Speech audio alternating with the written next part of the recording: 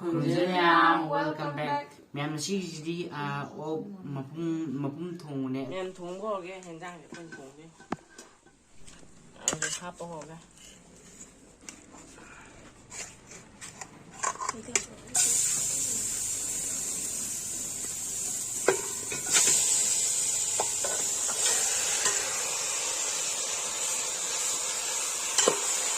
ꯑꯩꯈꯣꯏꯁꯦ ꯏꯃꯨꯡꯗ ꯊꯣꯡ ꯌꯥꯗꯦ ꯑꯗꯨꯅ ꯑꯩꯈꯣꯏ ꯀꯣꯛꯁꯨ ꯆꯥꯗꯦ ꯃꯌꯨꯝꯗ ꯊꯣꯡꯉꯦ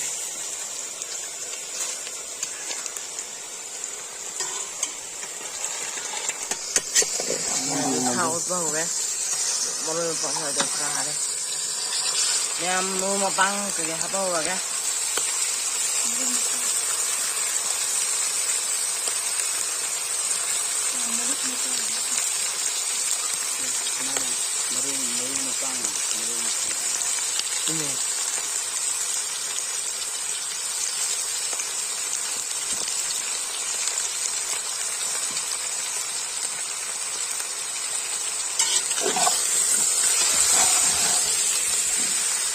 Kunjalake, ini aja.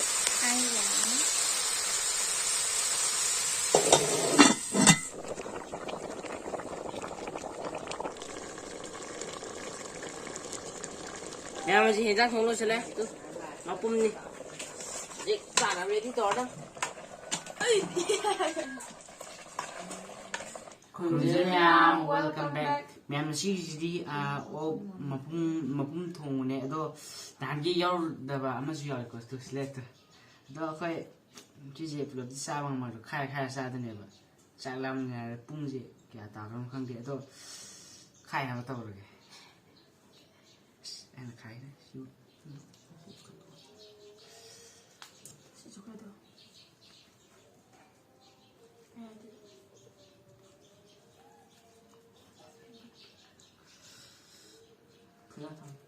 खाएर लोएर पिस्नु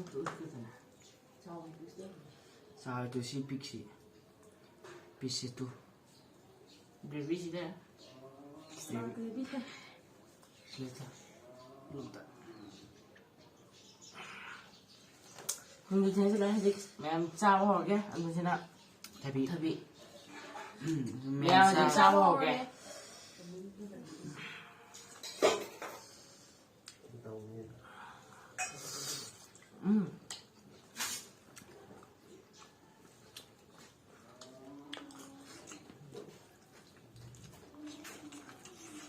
Dia bisu.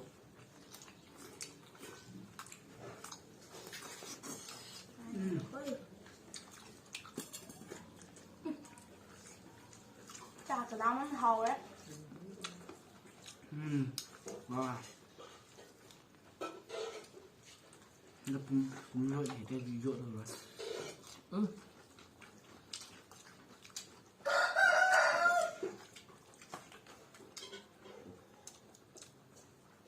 một thác như vậy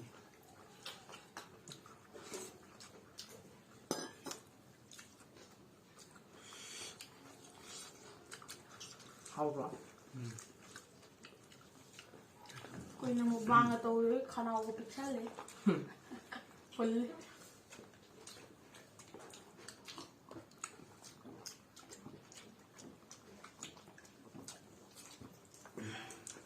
nó kể phim đi bạn em mà nhưng mà sẽ đông được cái nào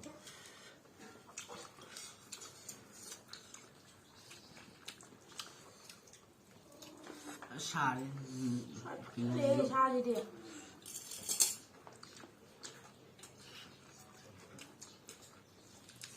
Qua ama phát sinh quan rồi, một từ giờ mà không thể hiện được, trái đúng.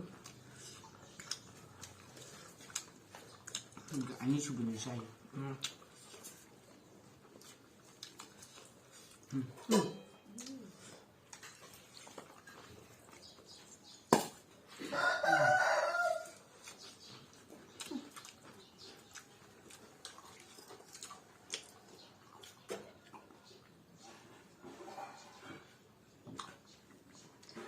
Kikilas kasi, pancak kikilas kasi. Mahi ada yun.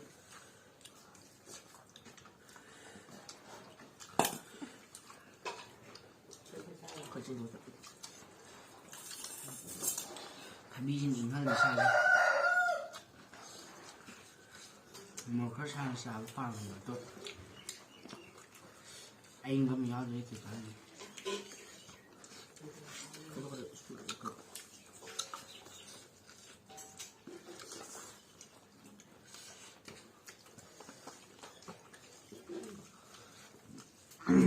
찍보가 많은데 바로 조금 더 먹나?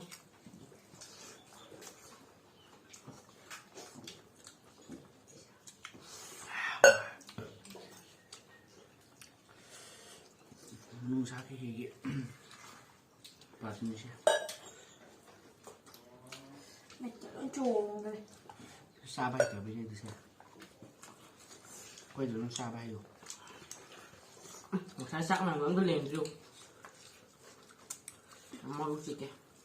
바로 해야 되다 Quỳ rồi tôi là mình khá làm nó giảm. Cái chẳng hạn đấy là mình sẽ chắc cả xã là một tấm nặng quỷ nó sẵn nó khả năng sao rồi. Đó này. Cái bón trầu cứ quỳ này luôn rồi. Được. Mình trả nhưng mà đó là mình đã dùng ai rồi khỏi mình trả chưa.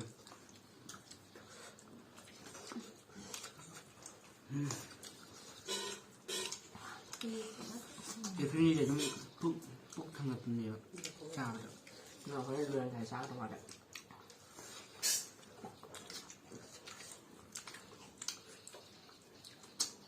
바로 그 찍보 많은데 안에 양념 먹으면 Charlie để đi.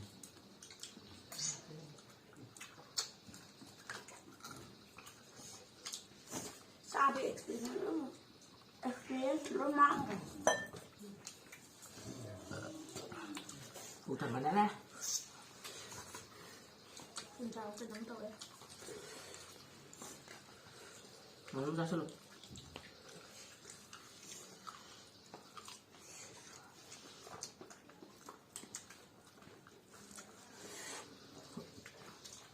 Sạc kiểu áo làm sơ lục đây chứ ạ.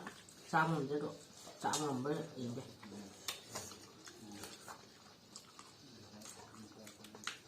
Mớiรู้chào mình. Sân lạ. Xa cái quỷ đấy nè. Sân này ô cờ. Đấy rồi. Sân dự xa cái này rồi. 내가 자기 싹만 먹고 싶어로 해. 누가 꼭 프로토 비스도 프랑스로 해. 모르고 다하고 해. 그냥 거기 싹만 돼. 부스탄 거래 뭐 개편 잡아도. 무도지 사료 선자에. 또 미안한 사는 거 있어도 거기 가면 하비는 뭐 거기 좀 자자게. 또 비디오도 다가도 보이는 거 시제 프로 통화 싸움네. 오 가요 Đó. Like, share, subscribe. Amazon bell icon nằm dưới. Bye bye. Bye. Chào đi.